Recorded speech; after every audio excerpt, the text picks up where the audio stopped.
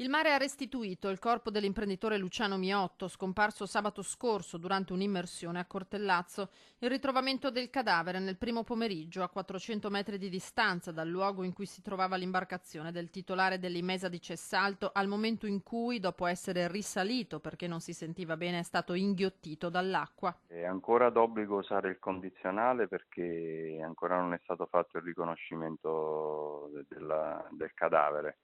Ad ogni modo sì, è stato individuato da un mezzo della Guardia Costiera su un fondale di 20 metri a circa 3 miglia dalla costa, e era proprio all'interno dell'area di ricerca che era stato individuato sin dai primi momenti dalla sala operativa della Capitaneria di Porto di Venezia, che ha coordinato le operazioni sin dai primi momenti in cui è stato lanciato l'allarme. E praticamente sono state individuate delle bolle anomale che salivano in superficie, e lì poi con l'ausilio dei sommozzatori dei vigili del fuoco è stato recuperato il corpo. Da sabato cercavano il sub imbarcazioni della Guardia Costiera, Vigili del Fuoco con i sommozzatori di Vicenza e Venezia, 2 elicotteri e un aereo da ricognizione.